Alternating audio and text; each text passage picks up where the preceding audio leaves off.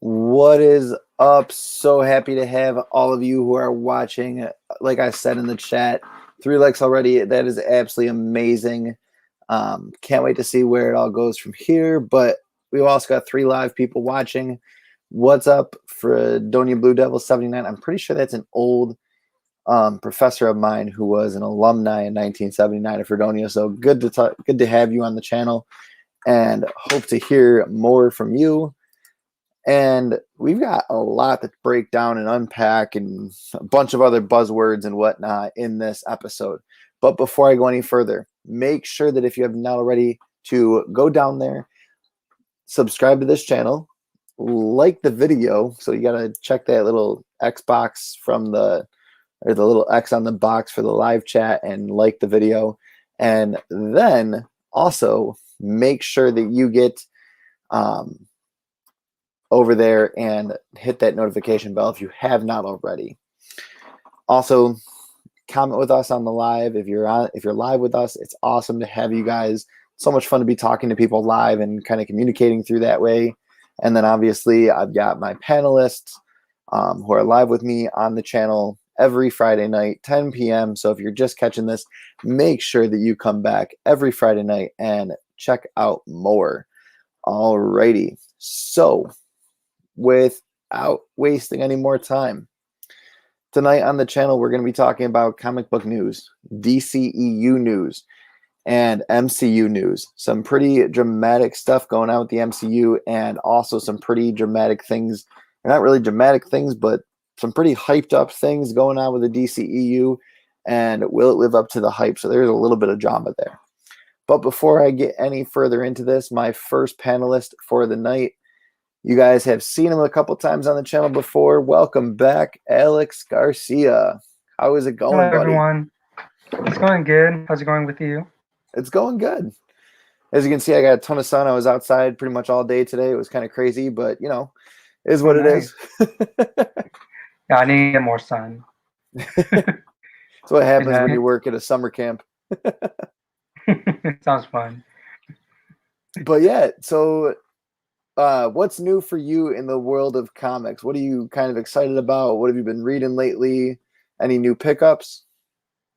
No pickups this week, to be honest. I will be picking. I don't know what just happened there. I'm excited to. I haven't picked up comics lately. Okay. Because I've been I had to like handle some financial stuff. But I'm going to be picking some that have been on hold for me. So I'm excited to be reading, continue reading Berserker and Eve. That's awesome. Yeah, because I read the first book of Eve, and it was amazing. I just thought it was a great concept and left me wanting more. What's Eve about? I haven't read it yet. It's about like a futuristic. I was gonna say futuristic future, but that's redundant.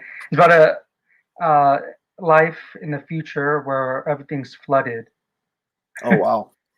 And it's this little girl and this robotic teddy bear. Well, it's an android, but it took the form, without giving any spoilers, it took a form of a teddy bear to make the girl comfortable around it, because it took on the form of her favorite stuffed animal that she had when she was a child or younger child. So it took on that form, and it speaks, and even explains it. I took on this form so it won't be scared of me. Okay. And it's really interesting. really want to see how she navigates through this flooded world of hers. Yeah. You should definitely check it out. I highly recommend it.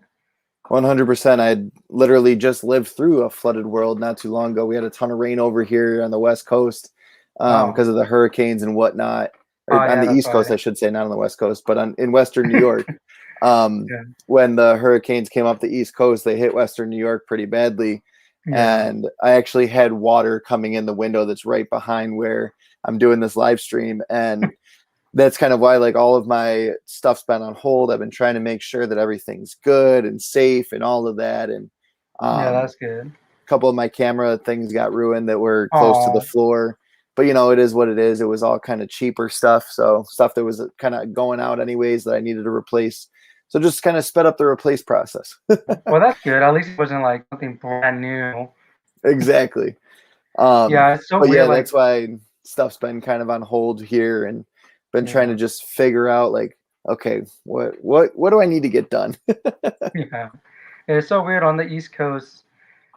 Everyone over there gets hurricanes, rain, a lot of rain. Yeah.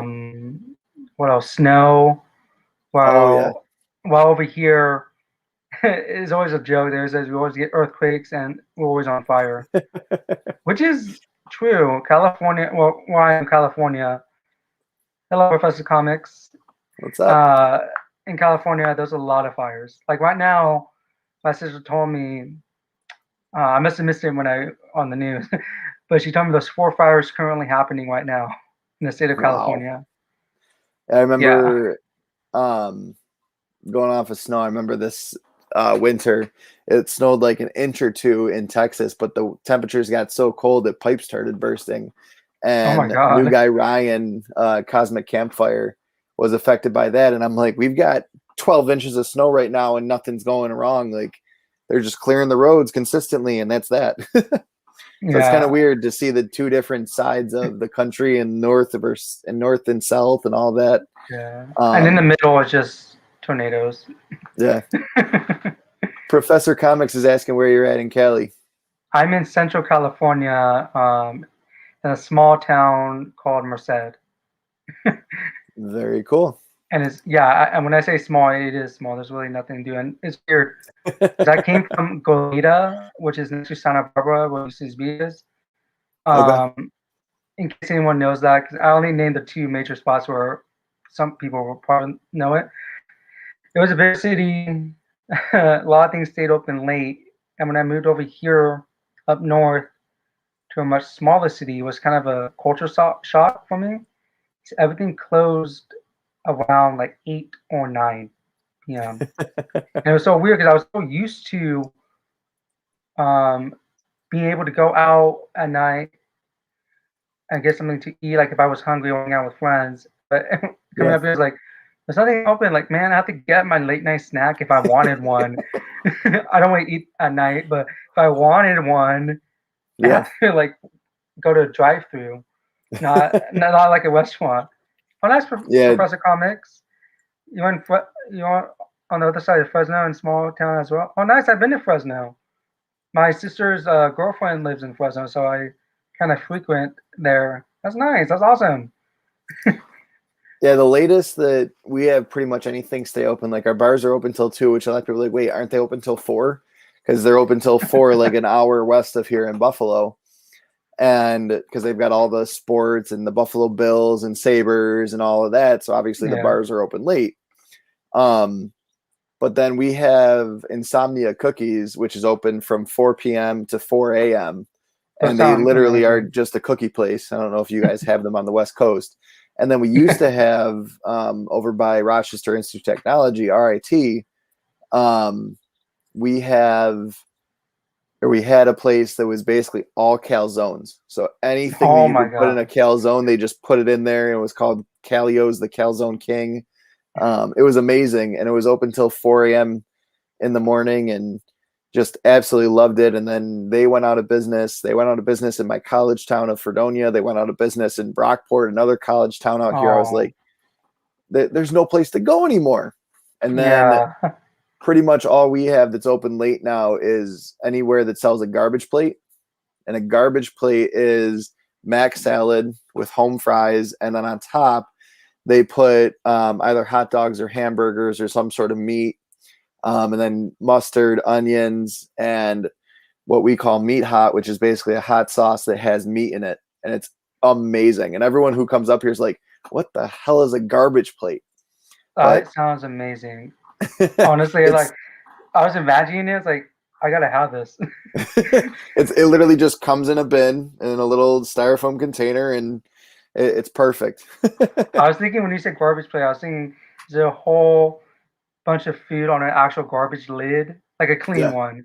I was thinking that. I was like, oh, that'd be awesome. Because I know, like, in some, I forgot, it was on the Food Network. It was like these amazing places to eat. Okay. And it's like a snow shovel, like a giant snow shovel. They will serve you food on there, like a whole barbecue. And I was thinking, I need to try that place. I need to put it on my bucket list. I'm pretty sure Nick Tahoe's was on like diners, drive-ins, and dives at some point, and that's garbage plate way back in like the 30s or 40s. Maybe it was the 50s. I don't remember. But yeah, anyways, we're totally off topic. Yeah. This is not a food channel, but hey, I love talking food too. That could be your second channel. So what I'm kind of, I haven't it yet, but what I've kind of been loving picking up just for the covers is all of the Sinister War stuff. I'm a huge fan of the Sinister Six. I'm so happy that we get to get Sinister Six fight within the MCU if the leak that I found through Cosmic Wonder is legit. So from what I understand is we could see the Sinister Six battle the three Spider-Men, Toby's version, Tom's version, and Andrew's version, all in the end kind of act of Spider-Man 3, and I'm very excited for that. So I can't wait to read Sinister War, but again, I've been so focused on everything else that's been going on that it's been kind of difficult. So that's what I'm kind of looking forward to.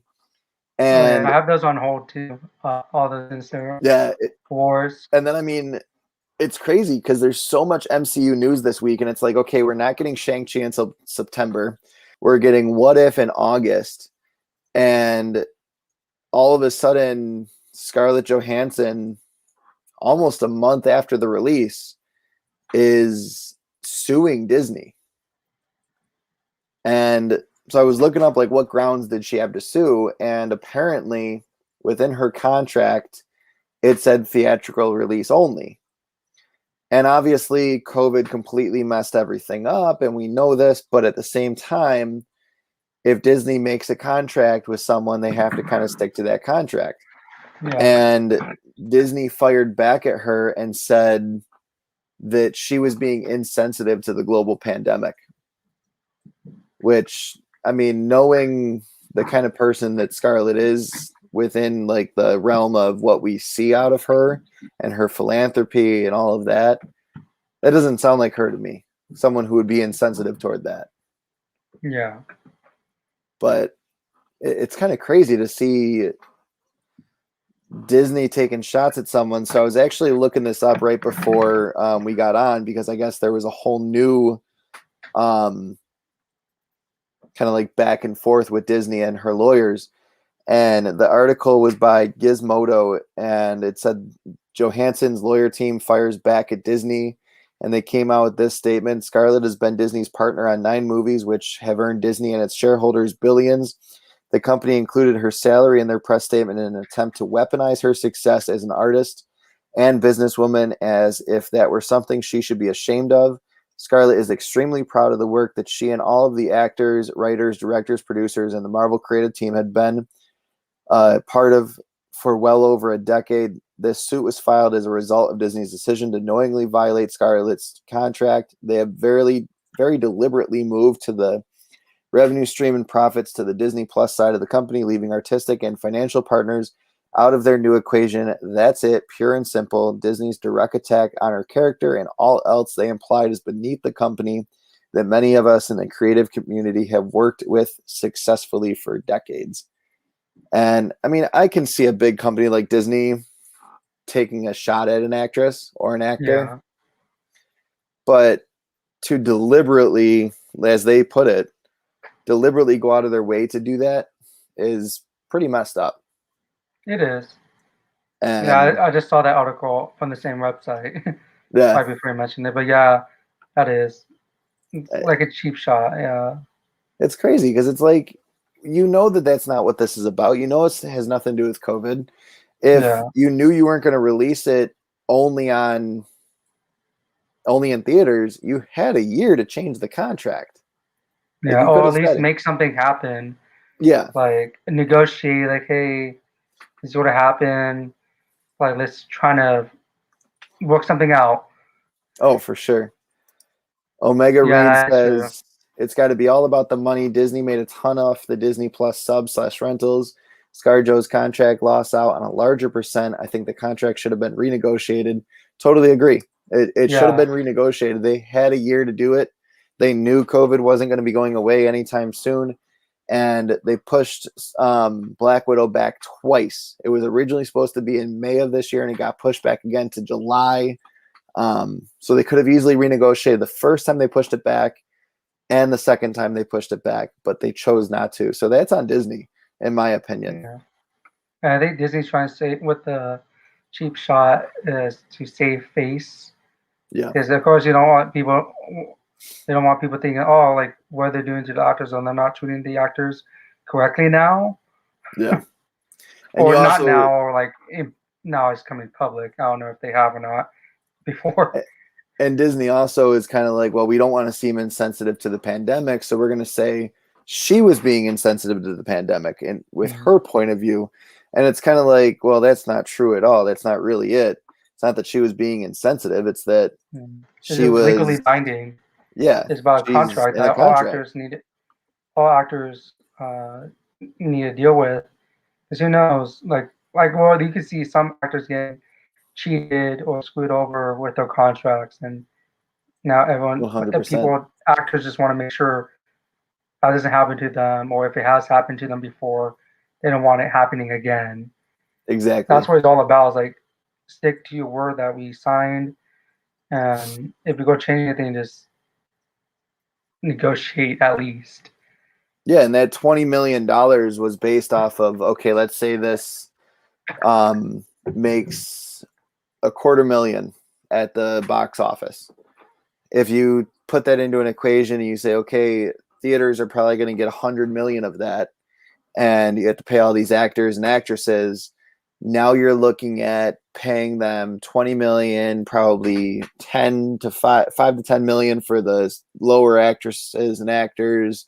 You're looking at some extras that you're paying, the crew that you're paying, all of that. You're probably making somewhere nowhere near what they made on Disney Plus. And on Disney Plus, we know in the first weekend alone, they made $60 million. That's a huge chunk of change to not have to pay any royalties on to anyone. Like, they don't have to give part of that to the theaters. They don't have to give any of that to the actors and actresses. They don't have to give that to the crews. That's going to Disney Plus. So, yeah, I would be pissed off just the same way that Scarlett is. Now, the other weird thing, and I don't know what the damages would be on this. What is the legal ramification of not sticking to that contract? Is there something in the contract that says if they don't stick to it, they have to do this? I mean, obviously $20 million is a lot of money, but at the same time, that $20 million, as I just said, is based on the theaters needing to get a chunk of that change too. Yeah. So, like, if it wasn't for Disney Plus, like, let's just say they would have made that extra 60 million in the box office, and it would be close to $100 million, $80 million. 100%. Yeah, and that could be much more money that could be paid out to everyone. Exactly. And it's like people like think, oh, like she's successful and everything, or she has the money. Again, that's like probably not the point. Like, that's still living. Yep. Like, because a lot of things that they might actors and actresses might show on the outside, but they might be doing other stuff, that paying other stuff, and the things may not be reflected as in like tabloids and stuff. Like they need to make a living, and that's Yeah. the art. I mean, it's not like they do this for fun. It's not like this is like a side gig for them. Exactly. I always get upset when people are like, well, you're making millions of dollars. All you have to do is live within your means. Like, yes, but at the same time, the reason why they're making millions of dollars, the reason why Jeff Bezos is a multi-billionaire, the reason why all these actresses and actors and these sports players are millionaires is because we pay them. It's that simple. I always hate when people are like, oh, well, they shouldn't be making that much money. Well, they wouldn't be making that much money if we didn't pay them that much. You don't get it. Like, that's how economics works. If you go to the movie gets the money. And another thing is too, like on paper, they could say they get paid this much, but in reality they don't, because like taxes and everything is much smaller than what's actually on paper, and that's what Oh, for sure. they don't show. They only show what's on paper. They advertise that, but really they get less than that. Yeah, I once I saw a breakdown one time, up and coming star in the NHL, and what they got as their salary on their contract, and then broken down to what they made realistically after taxes and fees and everything. And I think the cap at that time was like $900,000 a player. So $900,000 for an 18-year-old is a lot of money. We can all agree on that. That's a ton of money. I'd love that to go into my bank account today, even if you had to take all this out. But the breakdown showed $900,000, and then you have to think of how much you're paying for your agents. In this case, not only is she paying an agent, but she's paying a legal team. Like they said, our team. It's not just one guy. You're paying a legal team. And then you have to think of the cost of living for this player. You have to think of all the travel that this player is doing. Whenever they go and travel around, whenever they go out, they don't have a home to stay at all the time. They're going out to eat, or they're going out with the team. That's another cost of living expense that's added on. Then you have to think of all the travel fees, the hotel fees. So by the end of it, that $900,000, what was actually going into their pocket, was somewhere between $150,000 and $300,000, depending on the team they were playing for and the city they were living in. And I mean, yeah, that's still a lot of money, but at the same time, it looks like this on a contract, but it's only this when it comes down to it, which is crazy. Yeah. But that's how it is. Yeah, just like winning at the lottery, like if you win $1 million, or like on game shows, I think it says somewhere, or like even like the Monopoly games that they have, like in grocery stores, like they break it down that you get $1 million, but you only get, I think, 500,000, a little over 500,000 goes to $600,000 or seven. Yeah. So on that ballpark, there's like a big chunk is taken away because of taxes. 100%. And it's like, yeah. Yeah, I think in New York State, if you won like $1 million on the lotto, by the time everything was said and done, you'd actually only make about $500,000 to $600,000 after taxes. Yeah, there's like a 40% tax. Yeah, and that's not including if anyone else got the numbers too. Exactly. Yep. Then you have to split that. Omega Reed makes a really great point. He says, I'd be interested to know what the fallout is in regards to MCU films currently in filming. Is Chris Hemsworth's agent attempting to renegotiate right now to prevent this from happening to Chris? I'm completely on board with that. I mean, I have no idea what the fallout could be. I have no idea where some of these actors might be in those negotiations for actors who are just getting hired by Marvel for future projects. Does this kind of throw a wrench in the works? And they're like, hold on a second. If you're going to do this, what's going to happen? We also know that the theaters are really pissed off at Disney for the Disney Plus success for Premiere Access. So that might also not be a thing anymore.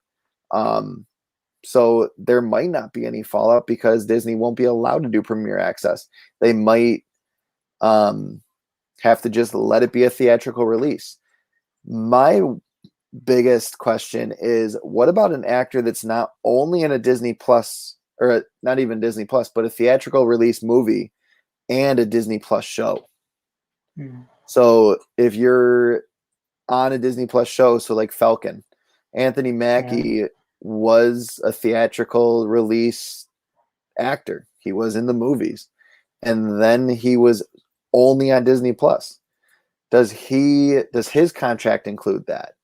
Did he sign a different contract for Falcon Winter Soldier than what he did for his movies?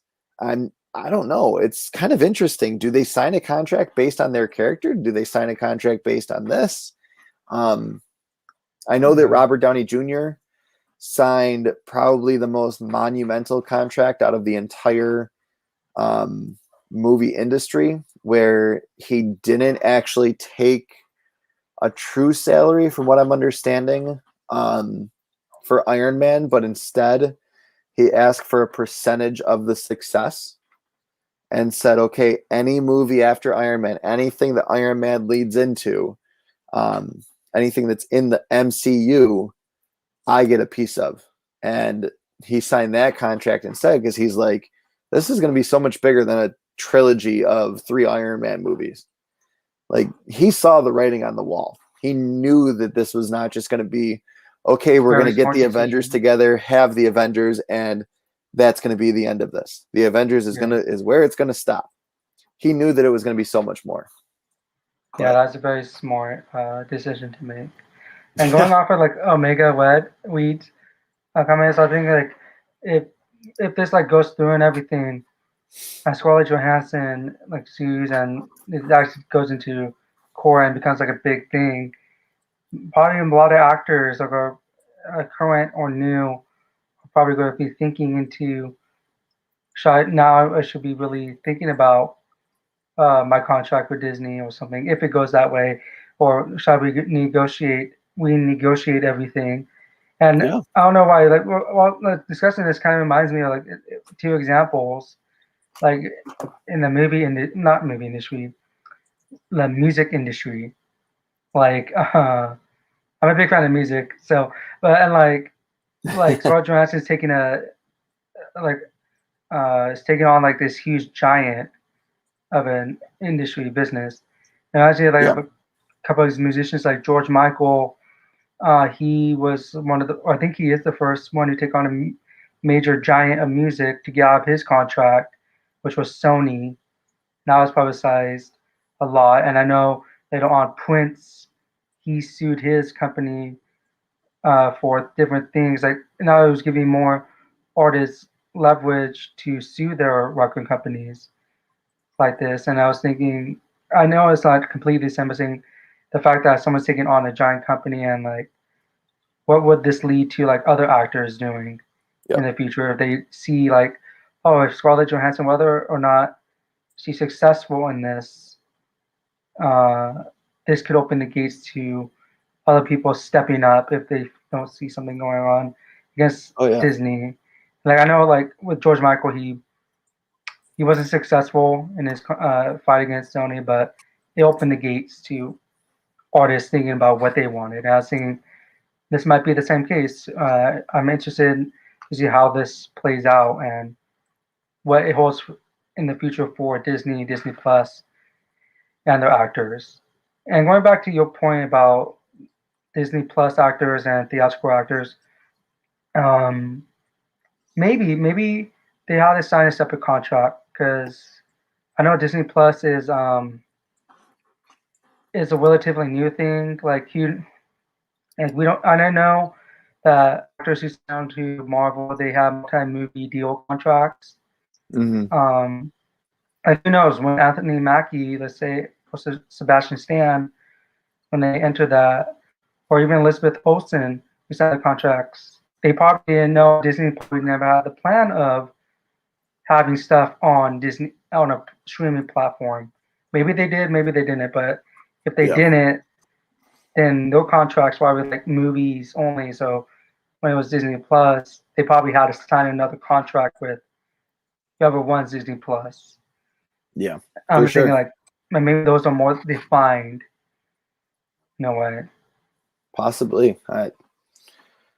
It's definitely worth looking into. I don't know if we'll ever really know, because obviously it's all done behind closed doors, and rightfully so. I mean, Yeah. I don't think that contract negotiations should be out in the open, whether it's sports or anything like that.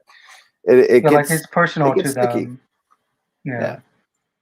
And I mean, once you get lawyers involved, it obviously gets complicated. But yeah, so going off of Omega Reed, Fredonia said Wonder Woman actually lost money. And once I saw that comment, I went and looked it up. It had a budget of 200 million, and in the theaters it made 166 million. So it lost for $40 million. And then it went on to say that the estimated break-even point was around $500 million that it needed to make in order to break even for the studio with everything they were doing. So how would that affect like Gal Gadot?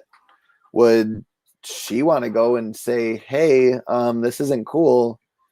This movie was supposed to be my blockbuster and you guys released it for free. I mean, realistically, HBO Max releases movies for free to us. Yeah, We're like that paying a subscription fee, but I mean, that's pennies on the dollar. Yeah, like she can sue if she wanted to, if it wasn't in a contract. Yeah. She probably look at, like I was saying, Gal Gadot could probably look at this situation with Scarlett Johansson and think, oh, maybe I should, or ask my my legal team to look over my contract, see if anything can be done about that. Like with her, well, with both Scarlett Johansson and Gal Gadot, they also have families too. Like I was bringing back to the past point, like they make a living off of this. They probably, I think, like I have a family, I need to support them. 100%. And I mean, as I was saying, it takes a lot for this. I mean, you're talking about giving up months out of your time with family, out of your time with friends to film these movies all over the world. Yeah, I mean, it's great that you get to do that. But I mean, I don't think that some of these actors and actresses truly want to go to Atlanta just to film a movie and even be in a studio 12 to 16 hours a day and all of that. Like, they deserve every penny they make. What's up, Hoarders Hide? Good to see you. We're talking about the success and failures of releasing a movie and going against a contract for Black Widow, and then just anything else that was released on Disney Plus simultaneously with the theaters, or as we just brought up, Wonder Woman losing money because it was released pretty much for free on HBO Max to anyone who subscribed to HBO Max. And I think that's only like 10 or 11 bucks a month. So realistically, with how many movies came out during COVID on HBO Max, you're talking about a movie making $11 per subscriber, and the movie's not seeing any of that, because really, are they gauging who's watching what and saying this is where this, like, we're going to allocate this money toward here? I don't think so. I mean, I'm interested to see how it plays out with Jungle Cruise. I know that was recently released, and now next week, right? It's Suicide Squad is coming out, and it's going to be released on HBO Max. That's why I'm watching it. Me too. Same here. I feel so bad now. Like we're having this conversation. So we're gonna watch it. But anyways, and I'm interested to see how this is going to play out. Like I never heard it really much. I didn't want to hear anything about like when Mulan was on Disney Plus. I didn't hear that being good. Well, about the money situation. The only thing I heard about like success wise was like Kong, Godzilla versus Kong. I know that that Mm, blew up, but yeah. I didn't really hear any backlash about from their actors or actresses or set crew or anyone. But maybe there is, and they just didn't um, publicize it. So I'm interested to see like how this is all going to play out. Maybe all the movies you have come out on streaming services on HBO Max and um, Disney Plus. I was bringing out, and even Paramount Plus. Like I've seen Paramount Plus releasing movies now. Like recently, like The Boss Baby 2 and The Hitman's Wife's Bodyguard. Yeah. I'm interested to see now, like after this whole thing, like if this becomes like a huge ordeal and if it has an impact on the movie industry or entertainment business, what does that mean for streaming services and how other streaming services will react to this? Yeah. Like oh no, are we doing the right thing, or streaming service, or if there's a streaming service that's actually doing it right, like or we pay everyone equally. I'm Hoarders is interested to going see with this. Disney and HBO are just going to kill the movie theaters, and that's their goal. I really hope they don't. In all honesty, Yeah, there's nothing like watching one of these movies in IMAX or 3D or yeah. surround sounds, that stereo, beautiful surround sound And theater. plus, yeah. Plus, Like, where else am I going to get my collectible popcorn bucket yeah, or my cup? Like, I want that. that's all back there. Yeah, like I think the last like collectible thing I got was Star Wars. Oh yeah, I had that one. I had that one, and the cup. I have the cup too. Okay. One of my friends was all jealous because she didn't get it, and I sort of like when she was at my house, like, yo, check this out. I was like, oh my god, yeah, I told you. But yeah, like the last one was like Star Wars, Rise of Skywalker. I got like one of the little trooper, Okay. not the Knights of Ren cup. It's like Nice. I like going to movies is an experience. Like Oh, yeah, for just sure. like if they make a whole big old deal with like those collectible cups, those collectible movie tin bins, or like sometimes like when I went to go see Rogue One in Yeah, theaters, I got a free poster. So nice. those things are cool. And Yeah, Rogue without One, I don't. theaters, yeah, Rogue One, I feel like I wouldn't have loved it as much if I didn't see it in the theaters. yeah, It's one of those same, movies where like it was that perfect um mesh of every piece of sound, cinematography, um, everything just coming together in one. And yeah, I have a beautiful surround sound system upstairs. I ran wires through my basement to go back up into the other side of my living room so that you don't see them running across the ceiling. Like that's who I am. I love doing sound work and stuff like that.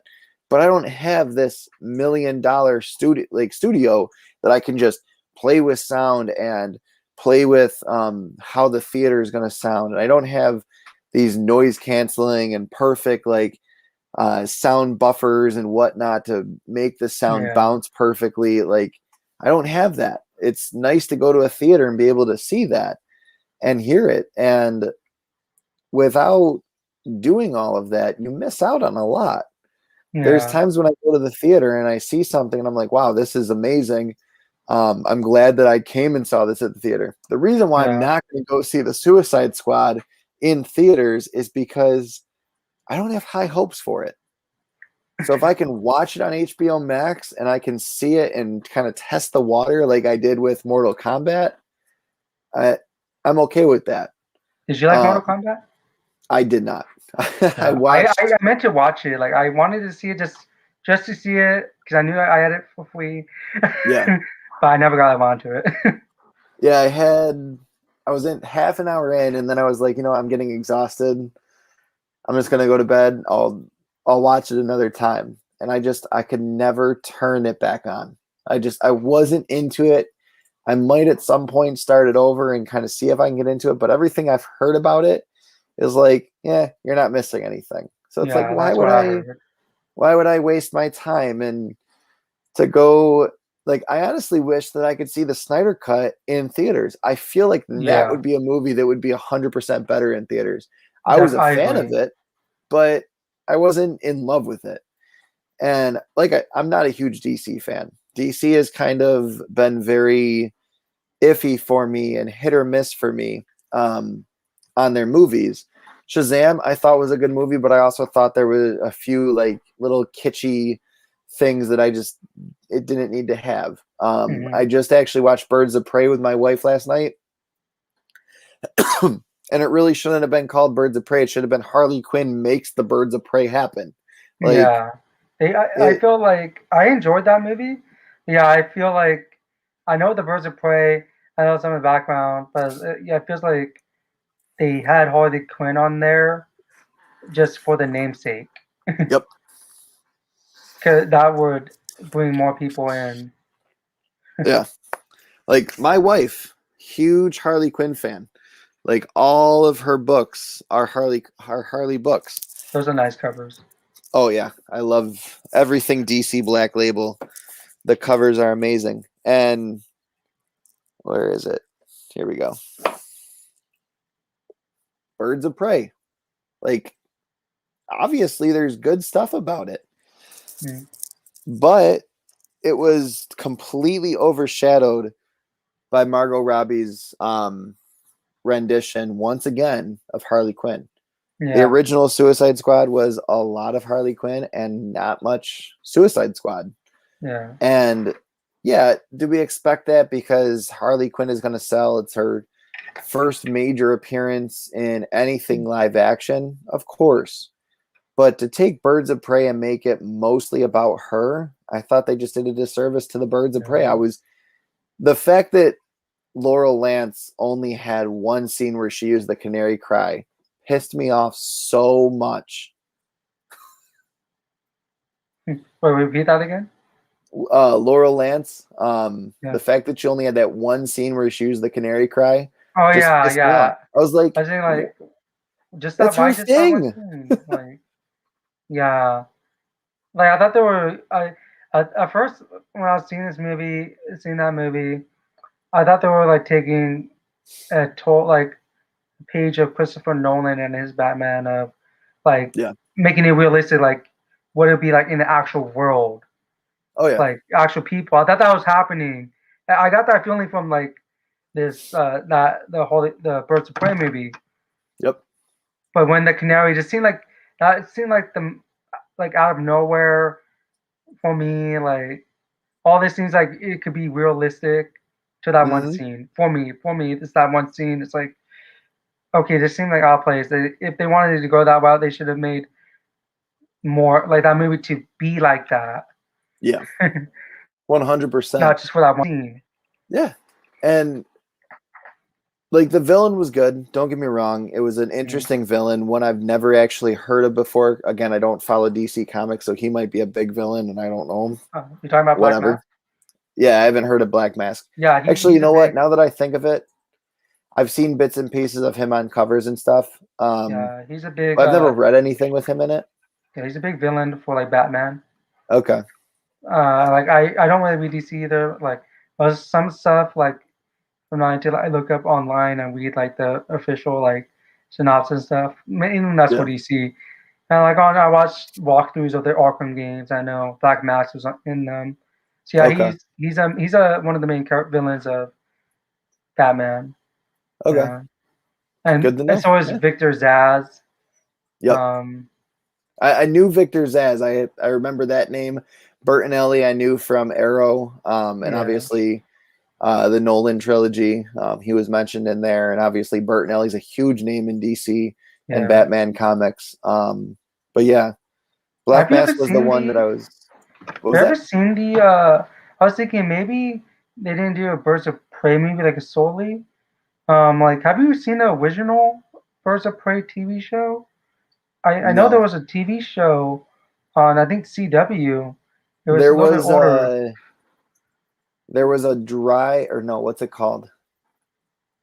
There's a special name for it. It was like a pilot. It was a backdoor pilot. But I know it was aired on a different show. Yeah. It was a series for a time, and I know I read that I didn't get good reviews. I was thinking maybe Like maybe that's why they didn't do it. They didn't give it a chance because they feel like there might not be a lot of interest because of that backlash, or like I don't know. maybe not, but who knows? But I honestly feel like I would have been okay if they said like Harley Quinn standalone movie. Birds Yeah. of Prey could be in the background, and then that could lead to something like a Birds of Prey movie. Yeah. To call But it Birds of Prey, I feel like detracted from Harley's amazing storyline in it. hmm, Like breaking up with the Joker, going through all of that. It was amazing, but it needed like to reveal the Birds of Prey as being the Birds of Prey at the very end.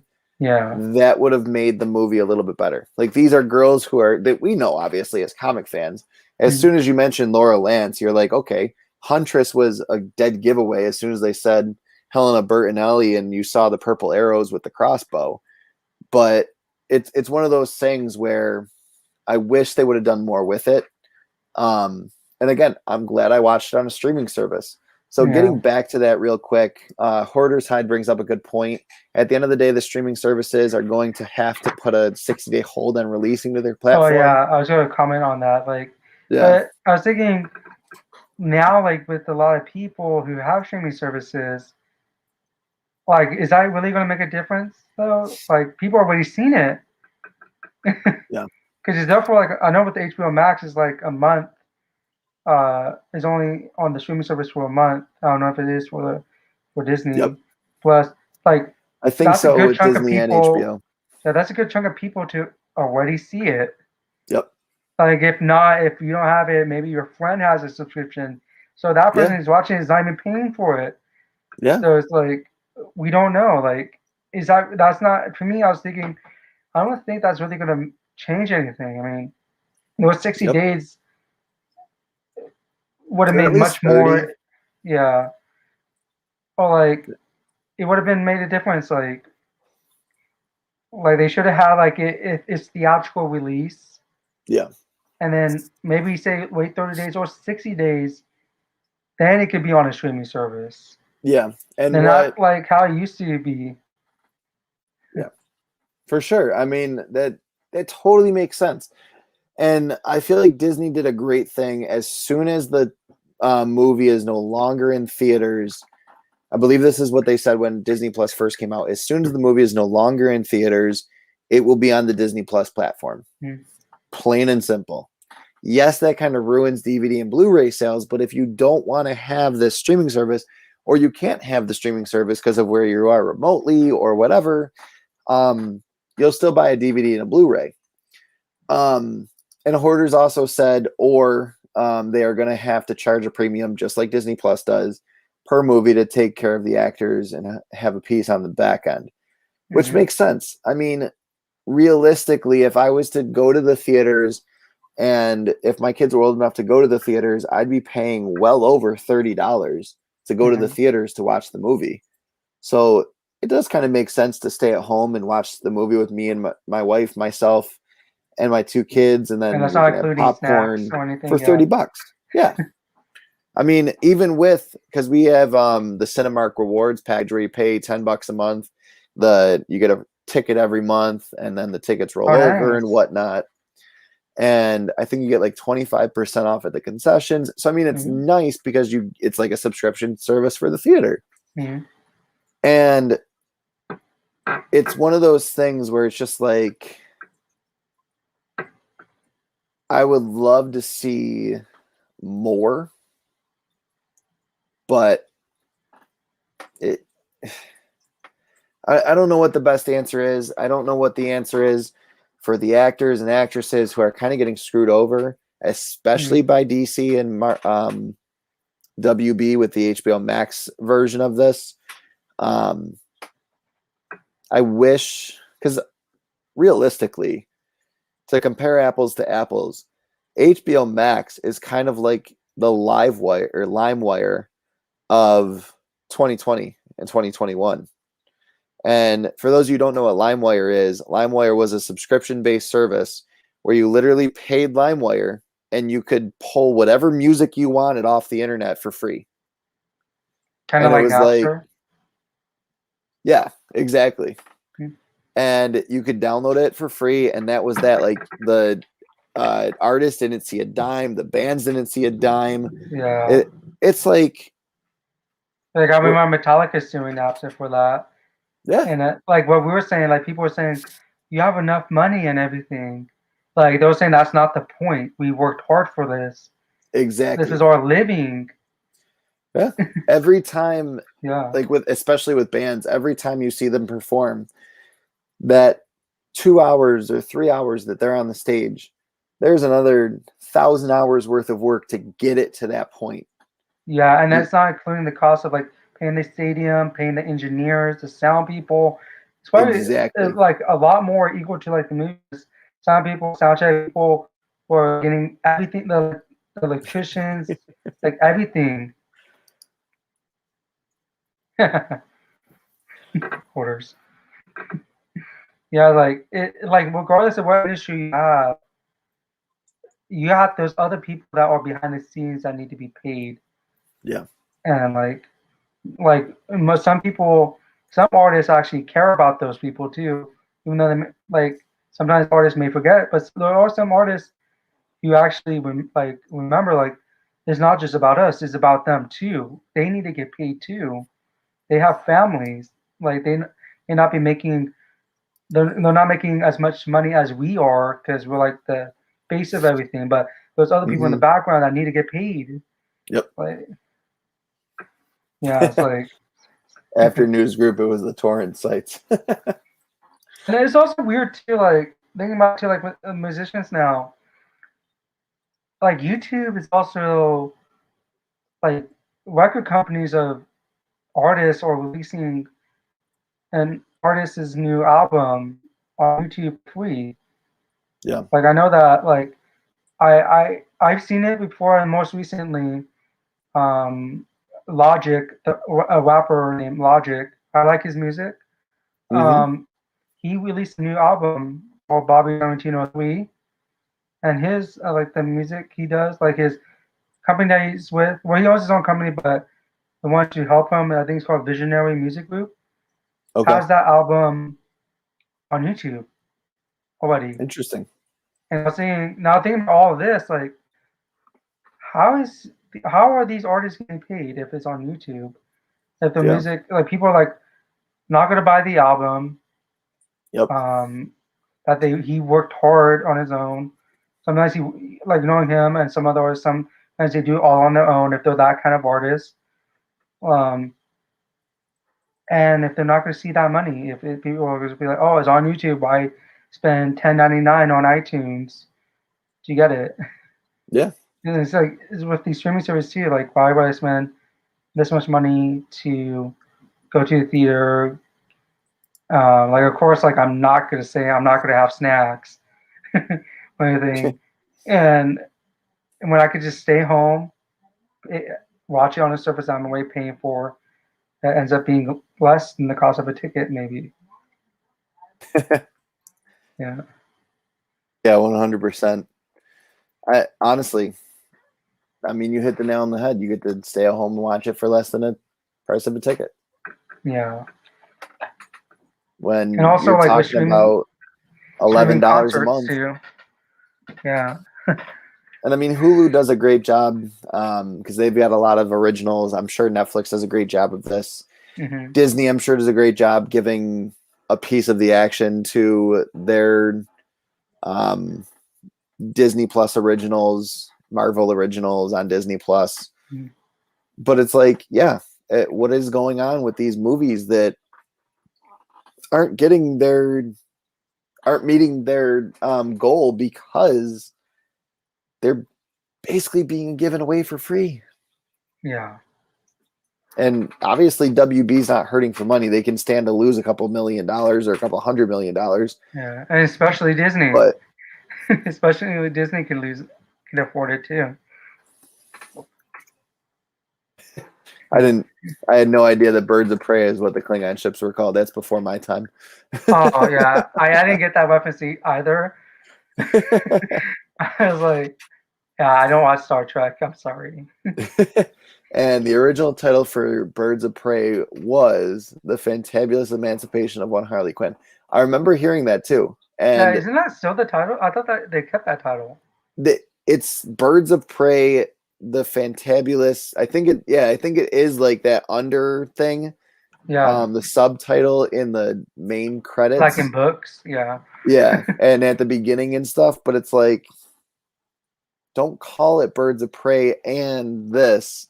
Just call It it just call it the Fantabulous Emancipation of One Harley yeah, Quinn. because that's Harley. Like that overcomplicated but blatantly simplified title Yeah. is what you expect from Harley Quinn. That's who she is. Yeah. So And one thing I didn't like about the movie, I enjoyed it. Like if I'm like entertained by the movie, I enjoy it. Yeah. but the one thing I didn't like, because I knew this character, I read up on this character, Cassandra Cain. Cassandra Cain Mm-hmm. is supposed to be mute, or she doesn't speak at all, because she was trained as an assassin. I think it was the League of Shadows or another assassin group. She was she was not taught to speak. Yeah. At all. So she never spoke. And she's supposed to be this highly skilled assassin who could know when a person is going to make a move just by looking at their feet. Yeah. and I didn't really like how they made I'm not like bashing on the actress who played her, because she did a good job. She did a great job playing her character. Oh yeah, definitely. I just wish they didn't name her Cassandra Cain. They could have named just gave it to someone a random name.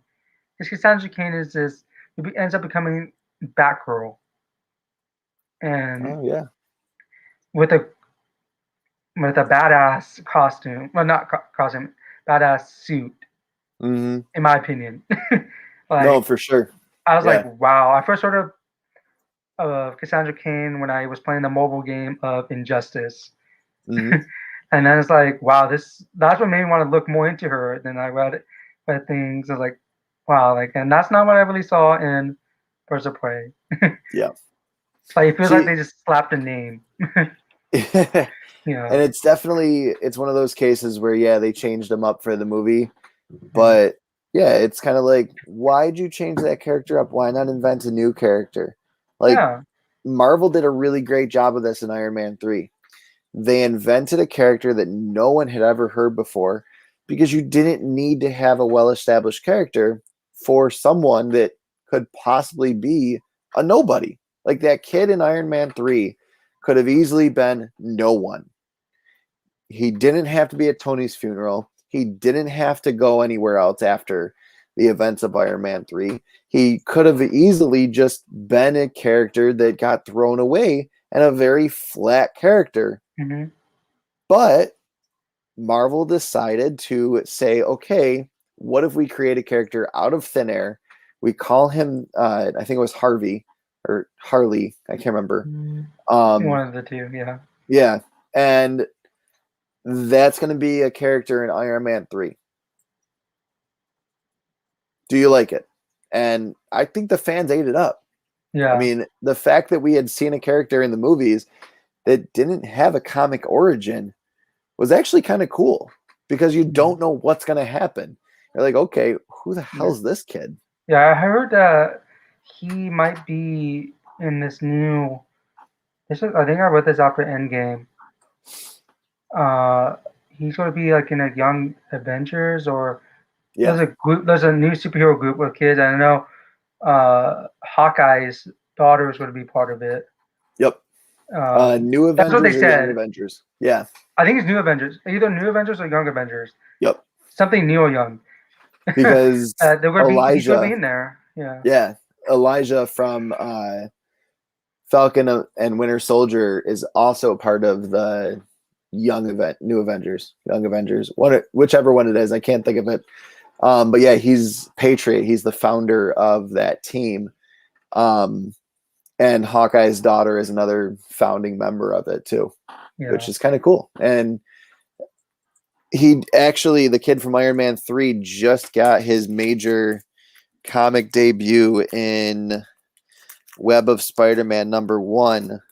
Oh, he's actually a character in the comics now? Yep. Nice. He must be so happy. Oh, that actor. Like, oh my God, my character made it. Yeah, that's so, like, could you imagine that? Being, Yeah.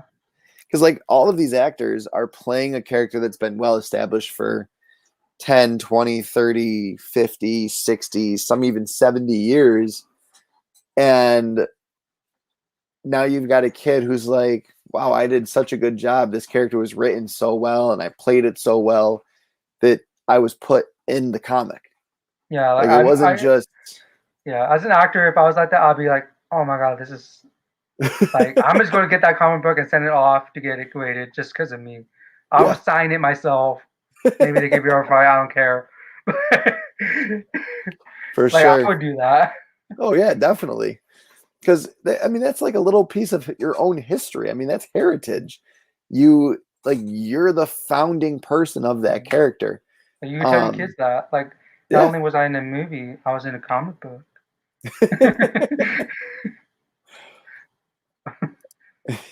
It was about a week, and then they renamed it just Birds of Prey. Oh, I didn't didn't know do that. well in theaters because of the title, I believe. Still my favorite DC movie so far. I wouldn't say it's my favorite. I still say that Wonder Woman is my favorite so far. I loved Aquaman. I loved Wonder Woman. I have to say, when it first came out, I even kind of loved Man of Steel. I'm not a Superman fan at all. I've said that many, many times. No, I'm just kidding. But Man of Steel was a good movie. It was well done. I wish that Batman vs. Superman was just a Batman movie with some Superman in it. Yeah. And I wanted a Batman movie. Yeah.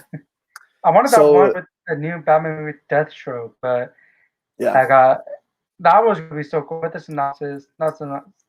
But the thing, like, it was going to be dark. Like, he was going to go after his family, kill people, put him down. Like, after reading, I was like, and I think John DiMaggio was actually the one who said it. Like, when he was playing Deathstroke, he said that. I was like, oh my God, I really wanted to see it. Yeah, only we could see our what if. What if that would happen? Like in future, like, do you watch Futurama? Yeah, a little bit. There was this one episode where way they back had when like I was in college, I did. Yeah, they had like a little what if machine. The professor made it. I wish we had that so we could see what if this movie was made. Yeah, that would have been amazing. But Wonder Woman second and Aquaman third. Okay, I can see that. I really enjoyed Wonder Woman and Aquaman. Yeah. Aquaman, I just love the effects. I know they mentioned it on Good Morning America, like how like they did such an amazing job making it realistic, like almost realistic, of people speaking underwater. Yeah. I just thought it was visually appealing. Like for me, the war underneath the sea, that was amazing for me. I really enjoyed that. Hoarders, I am not forgetting at all about Cardboard Crazy C3 Comics Curing Cancer. Oh. So for those of you watching, if you are still here with us, right now live, Cardboard Crazy, I'm actually going to go join him for a little bit after this. Nice. But definitely still wanted to keep this live on the channel because obviously consistency is key, especially with YouTube and whatnot. But yeah, guys, once you're done checking out this conversation, make sure you go check out Cardboard Crazy. He's at 500 subscribers, I believe, right now, and he's doing an awesome thing for curing cancer. Go check that out. It's absolutely amazing. I'm going to go do some stuff with it after, and then tomorrow I'm probably going to jump back on for a little while too. So make sure you check it out. And then I have my 750 subscriber giveaway tomorrow night live at 10 p.m. again, Eastern Standard Time. So make sure you go check that out. I'm giving away 4 comics and 2 mystery boxes. So that's going to be a ton of fun as well. I need to get on those videos. Hoarders, I'm sure that you have both going for sure. With all those cameras and TV screens in front of you, I can't even imagine how many sporting events you could watch at the same time. That would be awesome. I'm pretty sure like Hoarders is probably like Barry Allen and Justice League, all those TVs. Yep. Just like He's just sitting back like this, like, okay, who's talking right now? Am I looking at this screen, this one, or that it one? also reminds me of like Heroes Reborn. Have you read Yeah. that? Like that was that one comic. I think it was the second issue or third issue. I didn't Like of pick the up main the series. second or third. I picked up the first one. Oh, there was maybe it was in the third. It was in the first one, maybe. Well, anyway, there's one like the fast character. It's like I have Okay. so many TVs going on at once. I was like, when I ordered that, I was thinking that scene too. Like both the Justice League and the Heroes Reborn scene, like him watching TVs all at once. Yeah. Almost like the Matrix kind of. Also that too. So if you are still watching with us, please leave a comment for this question. And I'd love to hear your thoughts too, Alex. Obviously, what is your hype level right now for Suicide Squad? Are you excited for it? Are you kind of iffy about it? Where are you at and why? For me, I want to say I'm overly excited for it, but I don't have low expectations for it. I'm just like, I'm interested. Yeah. For me, I'm interested to see how it all plays out. Like, Oh, like yeah. I know the last time I think last couple of streams, like I was really interested about the starfish, the giant starfish. Like I want to see that go down. I mean, see how that's going to play out. For me, honestly, it looks better than what the first Suicide Squad Yeah. looked like. Like I enjoyed the first Suicide Squad. I know I may be one of the few. But I was entertained by it. But the first, but like the trailers and everything for this, I'm interested to see Weasel how they play how they play him, portray him. Because I never heard of Weasel before. I actually had to look him up.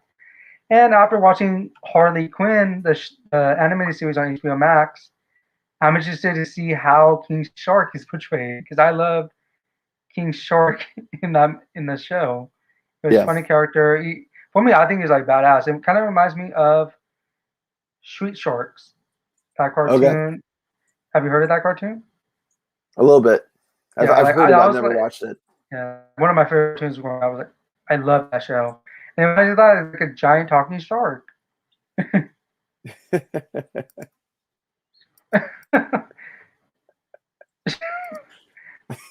Wow. Okay. He's big. Like, what, you mean like holding the comics or holding the movies? I think it's all of the above. And Poison Ivy, to be honest. Oh, yeah. like, yeah, it's honestly. Well, like the Pride cover. Have you seen the Pride cover for Harley Quinn? Is I think so. with Poison Ivy and Harley Quinn. Yeah, and I know they end up hooking up in the Harley Quinn TV show, animated show too. Yeah, yeah, but it's like that cover just for the Pride Month was beautifully done. If you guys haven't Oh, checked it yeah. out, check that one out. Hoarders Tide, I'm pretty sure you have checked it out already, but if you haven't, check it out for the Pride Month. Those two covers, I think one is just for standalone, and I think another one's like tied in with the Batman series. But Okay. they're two beautifully done. They're classy. So But maybe yeah, you don't want to check them out, Hoarders. but yeah, for Suicide Squad, it's just I like how they're bringing back Captain Boomerang and Yeah. Captain Wick Flag. And I'm interested to see. I know they said this is a different movie, but I'm interested to see if they're going to make any reference to the first one. I'm interested to see it. Like I just want. That's why I really want to know. Like, are they going to That's where I'm acknowledge at. each other? Like, oh hey, it's Wick Flag again. Let's. Because I know in the trailer, I think she was talking to him like, "This is what we do." So is Yeah. that a reference to what happened before? Yeah. I just want to see that happen. I was like, She mentions it. you know, She mentions the first one in Birds of Prey. When yeah, she because was, like the yeah. Joker and everything. Well, not just that, but like when she talks about, like, you can't have Harley without the Joker, obviously. And I was Yeah. kind of upset that there was no Jared Leto in that movie. Like, I wish there was at least one scene with them together, just him kicking her to the curb or her kind of slapping him in the face and then leaving, So the even if it's cartoon just something as simple didn't as satisfy that. you? Yeah, exactly. Like even if it was something as simple as that, would have been perfect. And I wish that I could have seen something a little bit more of him, but at the same time, I feel like the biggest thing that was missing from Birds of Prey was just a reference of some sort to the Suicide Squad. And What she they went had, through. they had like the smallest little snippet where she's like, well, what do you even know? Or no, she said to Cassandra, like, well, you're just like me. Well, actually, you can't really be like me because I went through this, this, this, and this. And then she like glossed over it and said it real quick. And at one point I had a bomb around my neck and then this happened. And I'm like, okay, so we're going to gloss over the bomb around your neck being a part of the Suicide Squad. Like that didn't happen. That's completely in the past. Yeah, like you being a hero for a short amount of time. Yeah. And it's Well, like, so does that mean that Warner Brothers and DC is kind of saying, yeah, Harley was part of the Suicide Squad. Suicide Squad #1 happened. Or are they just kind of saying it would be silly for us to say that doesn't exist as a movie anymore. And now all of a sudden it does. Oh, what is up, Remy? Good to see you, buddy. How you doing? We're talking about the new Suicide Squad and the hype level for it. How hype are you right now for this movie? No, I'm super excited, man. Yeah? Yeah, absolutely.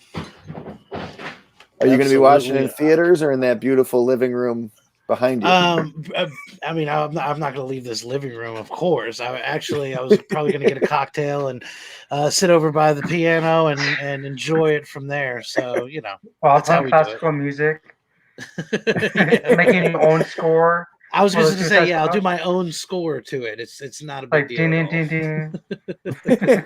We're going to see Remy doing his own little thing, and his watch party will be him just, this is what it should sound like. This is what it should sound like. This is what you heard, and now this is better. Cut.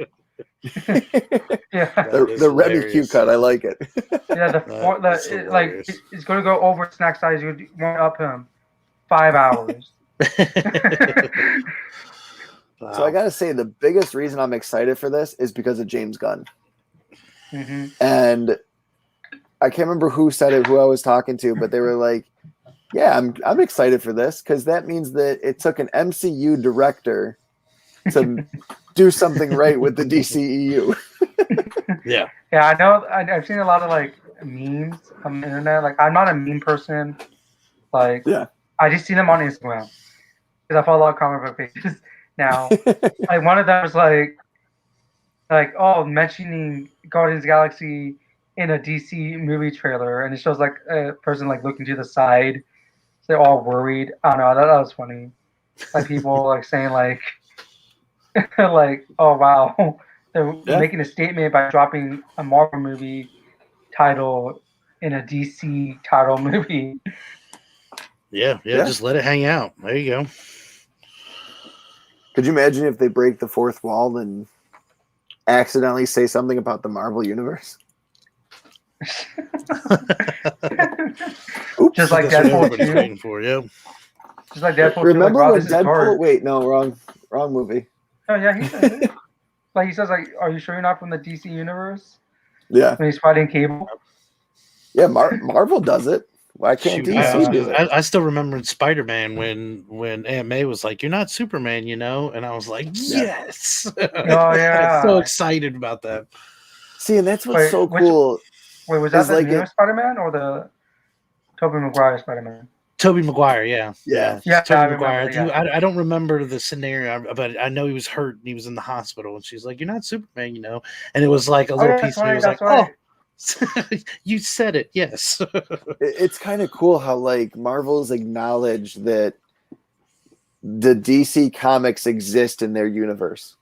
Yeah, I wish they do like vice versa. Like in the DC universe, Marvel comics exist, not necessarily the universe, but just the comic books. That'd be funny. Absolutely. Or Well, maybe there's we a might get that in multiverse. Doctor Strange. There's a Doctor Strange. multiverse where only DC characters exist. Yeah. We can do that. Doctor Strange might bring Superman in. We don't know. Yeah. Wow. But yeah, Well, hey, I mean, I just wanted to jump on. Y'all are doing a good show, man. This is awesome. Thanks. Again, I wish I had more to say about it. Again, I am really excited about it, but you know, like I said, it's awesome that you're putting in the good review for it. So it's yeah. Anytime something good comes out, you know, I think everybody's kind of on the edge of their seats waiting for these movies to come out, and it really changes the collecting really altogether. It's crazy how all that works, but I don't know. I love that, by the way. Oh, thank you. So. The reason why I'm hoping that this does really well, theaters or HBO Max, as long as it gets good reviews, it could revitalize the DC extended universe. That's the goal of the Flash movie, this movie, and the Batman movie.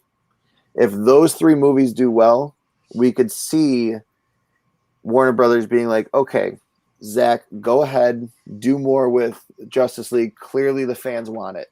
Yeah. But if they do start it the way you want to do it. Yeah. If they start kind of just sinking down and like further and further into the like waste of time watches that like the original Suicide Squad was, that a lot of these other movies have been, like they haven't been horrible, but they've been movies that are kind of forgettable in a way. Like, who was the main villain in whatever, Aquaman? Like Black Manta? What? You know, like the only cool shouldn't part have to rewatch a movie. The only memorable part of Suicide Squad for me was when Deadshot was like displaying his skill. Actually, there was two moments: his skill at the prison and when he's out in battle, like shooting aliens. Like those two scenes were like the most memorable for me of that whole movie. I honestly don't remember who the villain of Suicide Squad was. And Enchantress. I watched it one or two times, but it's one of those things where it's like it didn't grip me enough, and I left the theater like, this was a good movie. I enjoyed it, but it's not one that I'm gonna like need to have in my movie collection or need to go rewatch all the time. The same way that I do with a lot of other movies. Like I'll go rewatch Man of Steel. I'll go rewatch Wonder Woman. I'll go rewatch Aquaman. But you know, it's Suicide Squad, and I think it was put perfectly by one of the articles I was reading. It was met with lukewarm reviews, and just the fans just felt lukewarm about it. Like, yeah, it was good, but it could have been better. Especially after we got a taste of the Suicide Squad like a year or two prior in Arrow. Like the Arrow Suicide Squad was amazing. Deadshot in Arrow was amazing. Like the way that Floyd Lawton was played by Will Smith was good, but I felt that the Floyd Lawton who played it in Arrow was just, he made it feel like he was the true Deadshot. Yeah, he didn't look like the comic version or anything like that, but it was just perfect. We're sorry to say hello, Remy. I'm just hoping that DC has another like critically acclaimed movie that's actually in the DCEU. Like I wish Joker was part of the DCEU. Oh, 100%. Honestly, I enjoyed Joker a lot. It was dark, but in a good way. Yeah. Not like it's like they weren't trying. Like felt like Superman versus Batman, Batman versus Superman felt like they were trying too hard. Yeah. But with Joker, it flowed like that. It was supposed to be like that. And for them to say it's not part of the DCEU, I was kind of thinking that it makes it cool, but also like I kind of wish it was. Yeah. Like that was so perfect. I like all the movies it did for me. That seemed like they hit the mark for that one, and I just hope that like they don't have to do another serious movie, but I just wish they do a movie that's a critically acclaimed like that. Oh, and then I think that will get the ball rolling more smoother for the future of the DCEU, for people to start like, oh, okay, this is going well, and to actually rival Marvel's MCU. Yeah. Yeah. So, with all that being said, it's been an absolutely amazing show. Remy, thank you for jumping on for the last little bit. Nice meeting you, Remy. Absolutely, you're good. Absolutely.